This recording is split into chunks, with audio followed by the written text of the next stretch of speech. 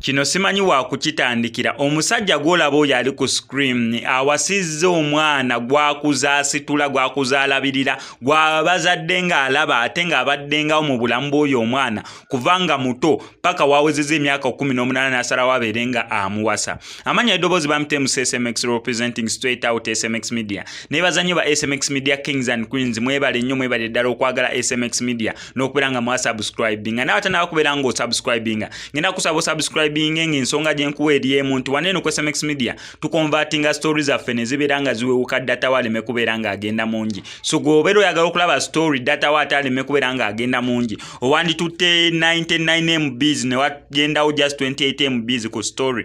Ngenda kusaba subscribing wano ku SMX Media tojja kubeera ng'omissinga updates. Ate era nga bwe nabasuubiza nga 1st November 2021 tugenda beera tutandikawo WhatsApp group ya SMX Media. Kati nawe ayagala okubeera ng'otwegattako kwe WhatsApp group wabula just nnaku ntono nga lumu November lwe tugenda official okubeera nga tugulawo WhatsApp group naye buli ayagala ajja kujoininga ajja pastinga waneno link. So wayagala okubeera ng'otwegattako ng'obeera joining WhatsApp group ya SMX Media subscribing ano ku SMX Media then oluvannyuma ojja laba link gye naaba nsindika nawe osobola okugitapingamu ojoininge. Tutambula ne bannaffe aba Peleska Accessories and Spare Parts basangibwawo Ekireka opposite Centenary Bank y'Ekireka. Otuukawo ng'obakubira ku namba yaabwe y'essimu bagenda beera bakusootinga obanga bakusolovingira ekizibu ky'emmotoka kyonna ky'olina. Banna spare part wa buli kikaawo wa buli mmotoka neera ate nga bakuwerako ne garanti ku buli spare part gw'ogulaawo ku Peleska Accessories and Spare Parts. Ate nga yo spare part gw'oba oguze bamukutera mu mmotoka yo ku bwereere omugulaawo.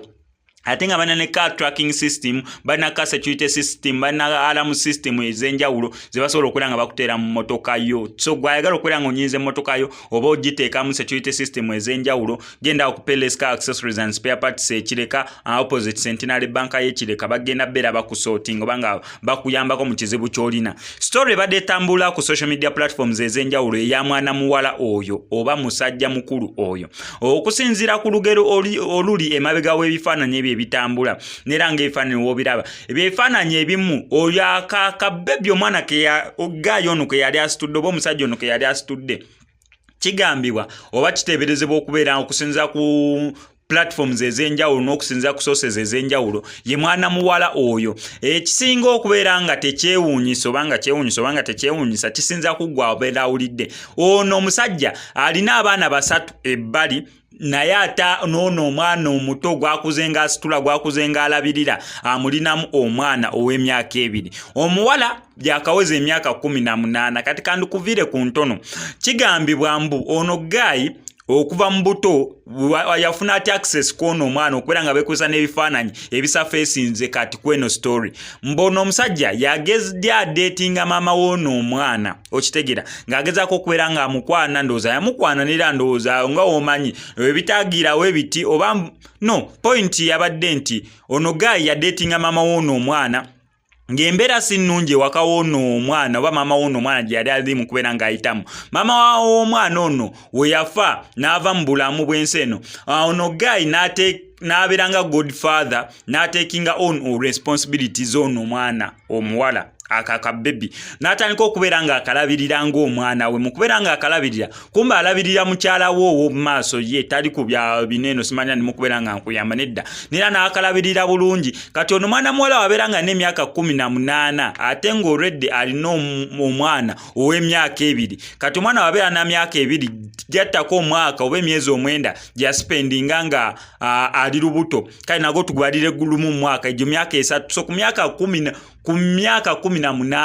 wotolako emyaka 3 kitegeeza amufunisa olubuto ng'omwana muwala kati alina emyaka 15 kubanga wabeera n'emyaka 15 nga weyafunira olubuto n'amala nalwo emyezi 9 egyo emyaka 16 then omwana n'amuzaala kati ng'omwana alina emyaka 16 plus emyaka 2 that means obeera ofuna 18 agenza otuuka okubeera nga amugjayo oba amulaba amuteekeyo ku kitimba nga kwegamba kale waliwo ekikusukkako naye ate kino kinsusseeko tekinsusseeko lwakubeera nti omusajja mukulu kubanga omusajja ateeberezebwa okubeera wakati w'emyaka 46 ku 47 okitegeera mwana muwala yalina emyaka 18 tekinsusseeko lwakuba nti omusajja omukulu ayagadde omwana omuto emyaka 18 edda ebitusiiba tubiraba nera bangi nnyo babaagadde ab'emyaka n'egisukka awo obuto oba abasajja abakulu myaka 6 oba 5 n'ayagala omwana ow'emyaka 18 oba 2 ebyo tusiiba tubiraba nera ye life gye tuli mu kubeera nga tutambuliramu naye ate kinene kisinza okubeera nga kikubya encukwe kweno story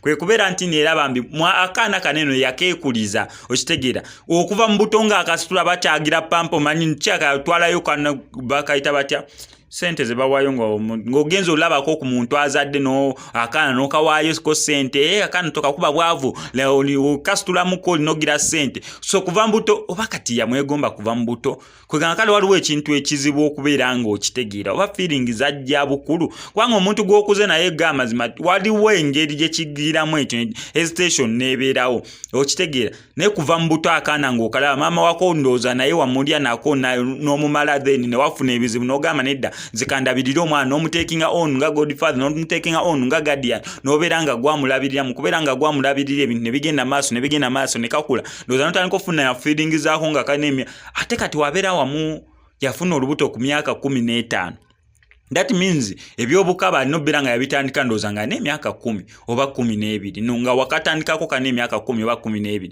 gwe katuukira okubeera nga ku 15 wekafunira olubuto kitegeze ebintu bino wabiviira ddenge gye wamulinako access kuvanga akyali muto naye nga munnange egagali ku social media platforms ez'enjawulo ngenda kusaba mbyo subscribe nga no SMX Media kwa tubeera ne updates buli lunaku buli ssaawa story wegira fe tugikolera naye nga ekisinga okubeera ekikulu wanene ku SMX Media ti stories zaffe tuziconvertinga nizibeera nga ziwewuka data waleme kubeera nga agenda mungi so ngenda kusaba subscribe nga no SMX Media oleme kubeera ngo olekebwa ku mugendo oleme kubeera ngo missing nga updates okubira damu entertainment industry wano mu ggwanga erya Uganda. MSMX I sign out.